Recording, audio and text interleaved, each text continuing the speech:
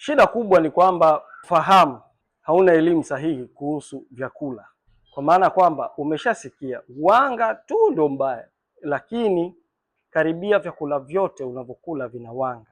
Sema wanga unatofautiana aina na kiwango, na ndio maana kwenye kitabu tumeelezea aina za wanga na kwa kiasi gani chakula gani kinakuwa kinaongeza kiwango cha sukari haraka. Lakini ufahamu kwamba kuna vyakula ambavyo ukivichanganya vitakusaidia wewe kupunguza sukari, na ndiyo maana watu wengi huwa wakihitaji kupata ratiba ya chakula. Kwa hiyo unahitaji kuwa na mpangilio maalum wa chakula kulingana na hali yako ya kisukari.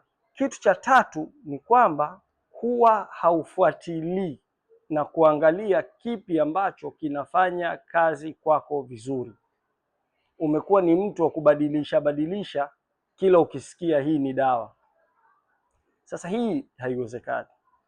Unatakiwa, kama umeambiwa mazoezi ndo tiba, ndo dawa, fanya mazoezi, pima, angalia kiwango chako cha sukari kinavyoongezeka au kinavyopungua wakati unafanya mazoezi. Kama ni ratiba ya chakula, hivyo hivyo. Kama ni dawa yenyewe umepewa, hivyo hivyo ndiyo jinsi ya kufanya. Kwa hiyo kwenye hii app kuna maelekezo ya kupanga ratiba ya vyakula na itakupangia kulingana na vyakula wewe unavyopendelea,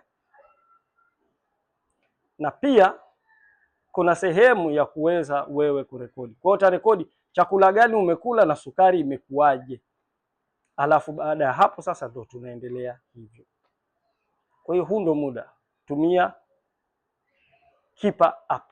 Hii application nimeitengeneza kwa ajili yako wewe mgonjwa ambaye unataka kudhibiti pressure na kisukari.